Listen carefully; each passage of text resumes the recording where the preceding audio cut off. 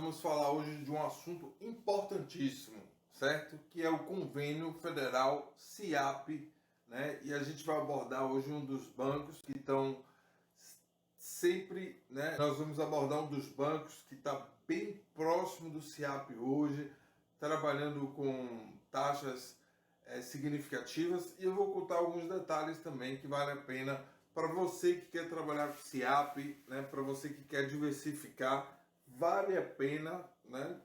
Mudar, né? Fazer alguns planos para trabalhar um pouco SIAP durante a semana, né? Um pouco INSS, um pouco um determinado público, mas é bom que você seja sempre expert naquele público que você esteja trabalhando. Eu vou trazer o roteiro operacional aqui do Olé, né?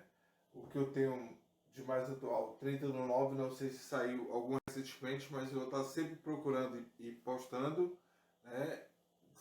Vou estar sempre procurando e postando, e a gente vai falar agora de um convênio que eu tenho, né, um conhecimento, porque eu trabalhei durante muito tempo com o SIAP, e eu lhe digo, vale muito a pena. Não tem melhor nem pior, INSS, nem SIAP, vai do gosto de cada um e do esforço. Mas eu, particularmente, preferi trabalhar em SIAP durante muito tempo, né, na parte de prospecção via telemarketing. O que a gente vai passar aí? Eu vou passar por alto para que você já tenha um conhecimento prévio, e o resto são conhecimentos que você está colocando durante o dia a dia, são conhecimentos adjacentes, certo? Não se preocupe com relação aos pequenos detalhes, até porque eles mudam durante os dias, até porque eles mudam dia a dia, né? E o que você sabe hoje, uma regrinha pode estar mudando amanhã ou ao longo do dia. Então, você entendendo o conceito, né? Isso daí é o suficiente para você poder estar lidando com, né, o cliente SIAP, o cliente federal, como a gente chama, né? Que tem o portal SIGEP, SIGAP, né? Trabalha de diversas formas. Então, aí, qual é o público-alvo, né, atendido? Servidores federais ativos, certo? Ativos permanentes. Em tese seria essa o conceito geral. Mas eu vou debruçar aqui para que vocês possam estar entendendo, né, quais são as vertentes, né, o que se classifica dentro dos ativos, dos inativos, permanente, né, e o inativo permanente também, que aceita normalmente, e o que é que significa, quais as diferenças que tem cada um deles. Por exemplo, nós temos servidores, vocês estão vendo aí na tela, efetivos civis, servidores efetivos militares, cedidos. Cedidos, alguém pode atrapalhar, achar que não aceita. Cedidos, ele foi de um órgão para o outro, mas é um servidor normal, ele aceita normalmente. Aposentados e pensionistas da administração direta e indireta, pensão temporária, isso aí a gente vai abordar alguns detalhezinhos, porque algumas coisas podem ser aceitas, outras não, né? No caso aí, o que é aceito? Feminino maior de 25 anos, certo? Militares do Distrito Federal, tudo isso se encaixa dentro do SIAP federal. Ah, mas aí não deveria se encaixar na Forças Armadas ou o governo. Não, especificamente nesse caso aqui do Distrito Federal, ele se encaixa como servidor SIAP, certo? Roberto, uma outra pergunta que alguém pode ter. Judiciário entra como SIAP? Não. Já é outro esquema, já é outra forma de contrato, né, que eu vou estar explicando ao longo do treinamento aqui, né, vou estar passando alguns detalhes. Pensão temporária partilhada entre beneficiários e aposentados e pensionistas do órgão FUNASA. FUNASA é um órgão federal, mas eu queria frisar aqui essa questão da pensão temporária partilhada, né, porque tem pessoas que recebem pensão temporária partilhada, na verdade, que recebeu dos seus pais, o pai morreu, isso mais, né, um tempo distante, hoje não tem mais isso do ordenado, do salário do servidor federal, ele passar para o filho, a não ser em circunstâncias, né, onde a pessoa tem uma comorbidade, alguma coisa que seja realmente que ele precise, né, que ele não tem condições e ele precisa herdar essa pensão. Mas são casos específicos, não é como antigamente, que era quase que uma coisa hereditária. O que é que eu quero chamar essa atenção? Tem pessoas que recebem pensão temporária, mas que na verdade é uma pensão que vai ser para o resto da vida. Nesses casos, alguns bancos, né, aceitam, outros têm medo de que um dia essa pensão temporária que as pessoas já recebem há anos, né, que é partilhada, um filho recebe uma parte, outra parte, pode, né, não receber mais. É o caso, por exemplo, de uma filha que recebe uma pensão partilhada e ela, se ela casar, né, ou se ela adquirir, montar uma empresa, alguma coisa, ela deixa de receber, obviamente, a pensão, porque ela já tem como sobreviver em termos de renda. Então, nesses casos, os bancos, alguns têm alguns critérios para se precaver diante de uma situação que pode ser um revés contra o banco, né? Em tese, esses são os atendidos, beleza? Quais são os que não são atendidos de forma nenhuma ou alguns poucos bancos aceitam? Servidores efetivos com cargo em comissão, aquele que vai passar 4 anos e depois não tem garantia se ele vai ser é, aproveitado pelo próximo governo, esse não é aceito para fazer empréstimo. Comissionados, né, aquela pessoa que foi também escolhida lá, seletista, é um servidor seletista que na verdade ele é concursado, ele passou, né, no concurso, ele é servidor federal, mas ele é seletista. O que é que ele quer dizer? Ele é regido pela CLT. Ele não é como um servidor federal que é regido, né, pelo regime estatutário, né? Ou seja, cada servidor, governo, municipal, federal, tem o seu regime, tem o seu estatuto, que a gente chama de regime estatutário.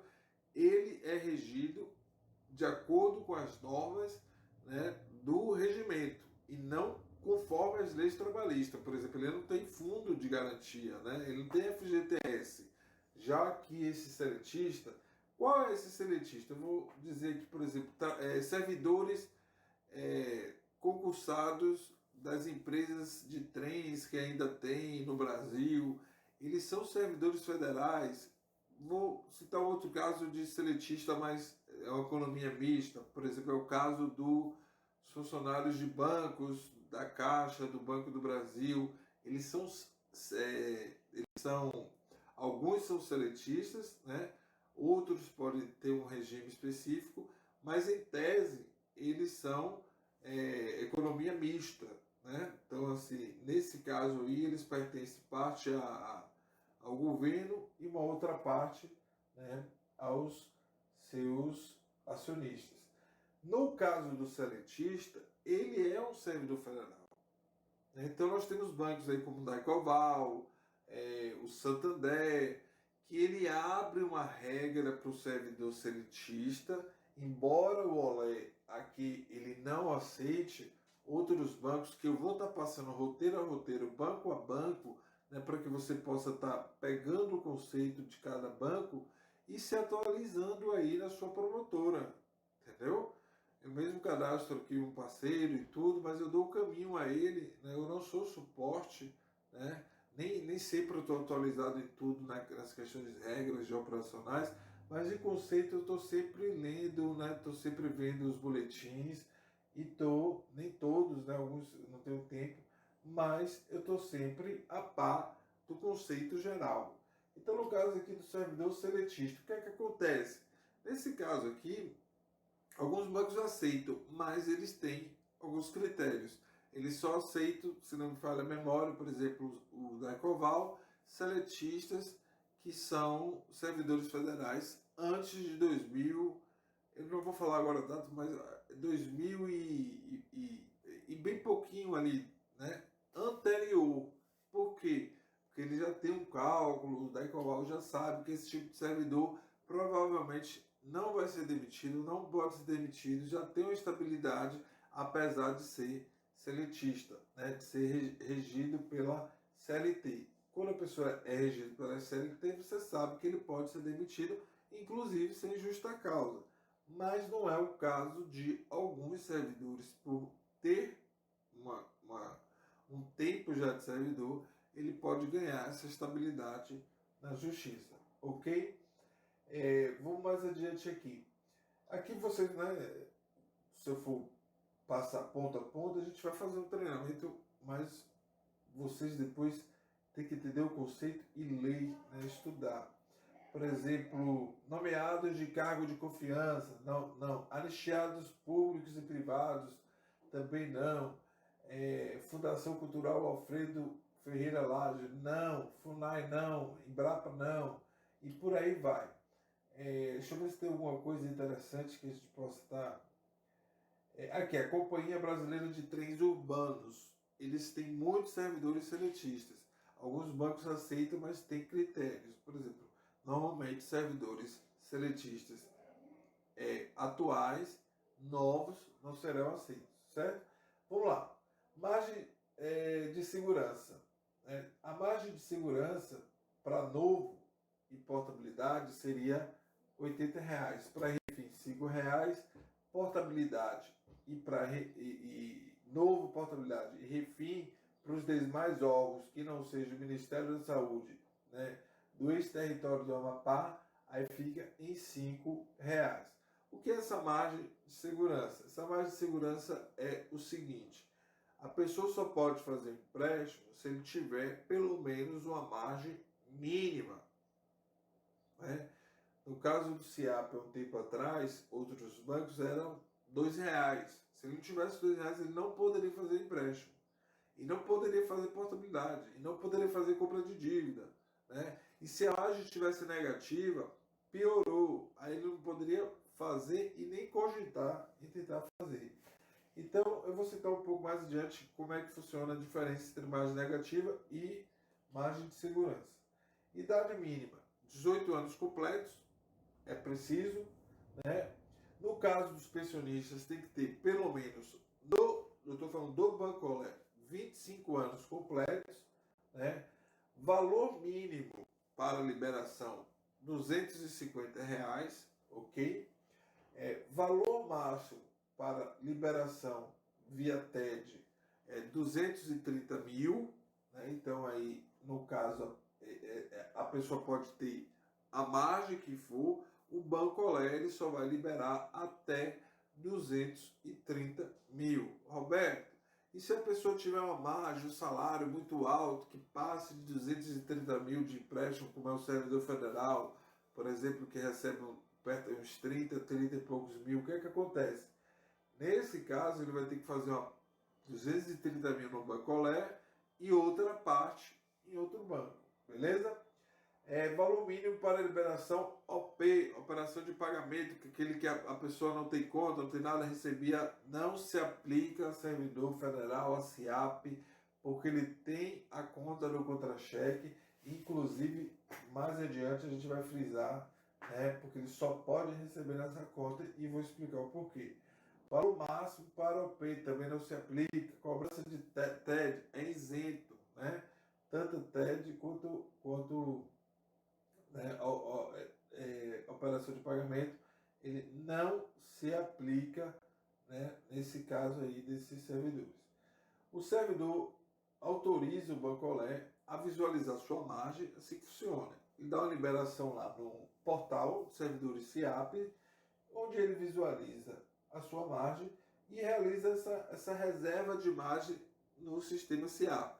Isso quer dizer que vai possibilitar que o Bancolé possa consultar. Existem diversos tipos de autorização. Tem a autorização da portabilidade, que é para ele pegar o saldo, tem a solicitação para ele ver a margem, e tem a solicitação já para ele liberar o novo empréstimo, o refim, e liberar a portabilidade. E depois tem se ele quiser fazer o refim da portabilidade, ele tem que fazer uma solicitação, né, do refim da portabilidade.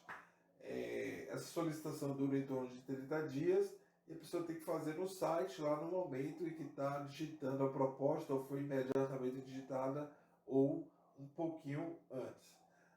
O servidor dele, depois de confirmado essa autorização, ele tem que confirmar a anuência logo após. Então, a confirmação da anuência, a proposta segue para pagamento. Então, deu tudo certo, o que é que vai acontecer? Ele vai lá, aprova a anuência e segue para pagamento. Aqui tem uma regra bem rápida, acho que não vale a pena, eu vou frisar só o finalzinho. 18 a 67 anos pode tomar 230 mil, 68 a 69 anos e 11 meses 190, 70 anos 150, até 71, 120 mil. Cai quando a pessoa faz de 72 anos para frente, né, que seria aí, ele só pode tomar 20 mil reais. Beleza? Documentações obrigatórias para anexar na proposta, né? Hoje, o Banco Aurélio está fazendo somente digital, no caso dos clientes que são servidores federais, e ele faz lá a proposta, digita o telefone, digita o e-mail, e se o cliente já tem cadastro no Olé, provavelmente se você tentar cadastrar um outro e-mail, um outro telefone, vai ter muita dificuldade para poder modificar no Banco Olé e ele acatar. Certo? Isso é o quê? Isso é prevenção à fraude, né?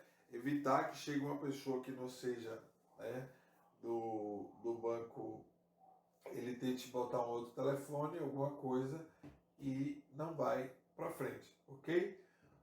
Os três últimos, né, contra-cheque, ele fala que um dos três últimos contra-cheques, eu sempre oriento, peça os três últimos contra-cheques, porque tem back-office e tem back-office.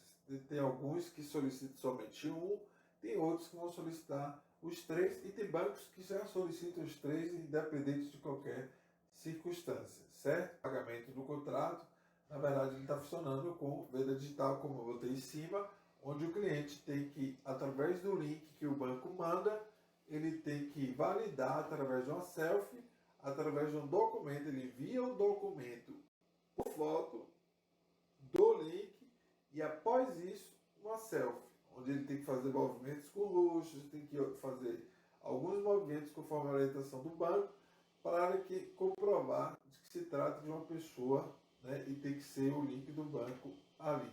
Beleza?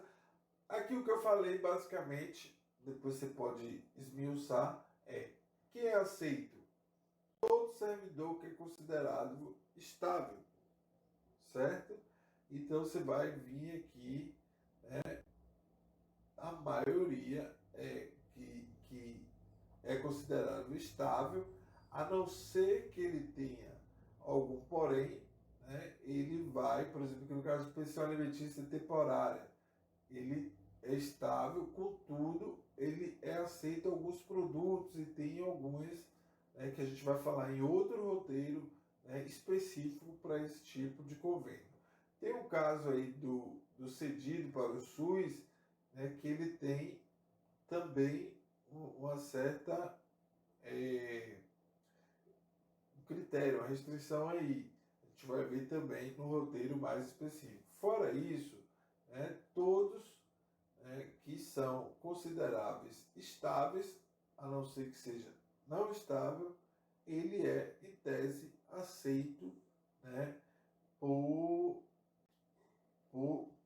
pelos empréstimos do Banco Olé. Tem uma situação aqui, excedente de lotação, né, situações onde o funcionário pode ser revestido, pode ocasionar uma mudança de cargo, alguma coisa, ele pode, nesse caso, não ser aceito, certo?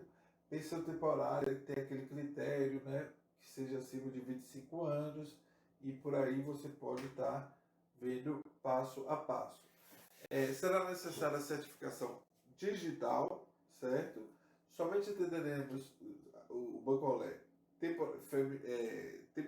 pensionistas temporárias acima de 25 anos, não serão acatados empréstimos por curatela, alguém que tenha uma procuração ou que alguém que mande em cima dele, e considerado sobre a liberação do empréstimo, o crédito será disponibilizado exclusivamente na conta que está cadastrada no contra-cheque. Ele abriu uma conta agora digital no Banco X, não é aceito. Ele abriu uma conta diferente no Banco Caixa, não é aceito. Ele abriu uma conta diferente no Banco Y, também não é a que está no contra-cheque. E se a pessoa mudou a conta no contra-cheque recentemente, pode acontecer casos de só aceitar a verbação, atualização, 2, 3 meses depois. Então, procura ver direitinho com o seu RH, você que é um servidor SEAP, você que é uma pessoa que trabalha com o servidor SEAP, se a mudança de conta para poder depois fazer o empréstimo vai acarretar no transtorno ao cliente, porque em alguns casos eles só vão aceitar essa mudança, embora esteja no contra-cheque, embora ele esteja recebendo o salário em contra-cheque, só aceita alguns meses depois, por uma questão de segurança, né, de não estar fazendo tantas mudanças, e aí não é permitido agregar margem no refim, essa regra não se aplica no caso de portabilidade, não será permitido a unificação dos contratos, certo? Diferente já de outros bancos que a gente tratou. Em caso de margem gerada, aí não tem a margem de segurança, ou em caso de margem negativa, ou seja, além disso, ele está com a margem abaixo do que deveria estar. Se ele for fazer alguma operação, né, no caso de um refinanciamento, esse refinanciamento tem que ter um valor disponível onde a parcela diminua o suficiente para cobrir a margem de segurança. A margem negativa, a margem de segurança, né, que é de 5 reais. Por exemplo, ele tem a margem negativa de R$2 ou a margem de segurança de 5.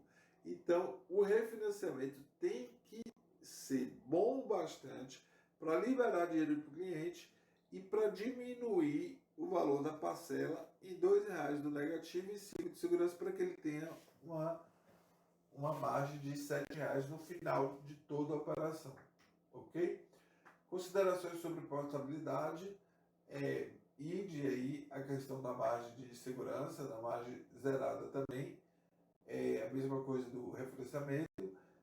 A matrícula do servidor está disponível no comprovante, você presta atenção, porque tem duas matrículas, o do pensionista é 8 e o pensionista tem duas matrículas, tem da pessoa que deixou a pensão e tem a dele, né? Muita gente troca.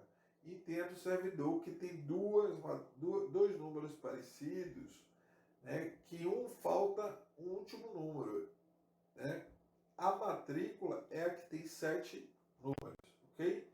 Caso não seja possível a validação com selfie, né, documentos de identidade com mais de 10 anos, haverá a necessidade de um envio de um outro documento e se não houver, vai ter que refazer, emitir um documento de identidade novo para que possa ser feito. Os órgãos, as tabelas dos órgãos tem no site da gente, explicando muito direitinho todos os órgãos que servidores SEAPs, né, e você pode olhar direitinho. Aqui eu vou deixar para vocês o suporte do Bancolé. Muita gente às vezes precisa, né, tem esse atendimento, vai estar na descrição também. E por enquanto eu passo do Bancolé, mas eu vou estar passando de outros bancos, de outros convênios, né, porque é para a gente estar tratando e depois vai ter um treinamento aí gratuito no site. Você vai passar por vendas, você vai ver gravações, você vai poder ver como pessoas fecharam gravações ao vivo. Tudo isso inteiramente grátis. Eu estou moldando o site, estou moldando muita coisa no canal para que você tenha coisas. Isso é só o início de uma nova fase que você vai ter aí na MTrut consignados. Ok? Obrigado, pessoal, e até a próxima.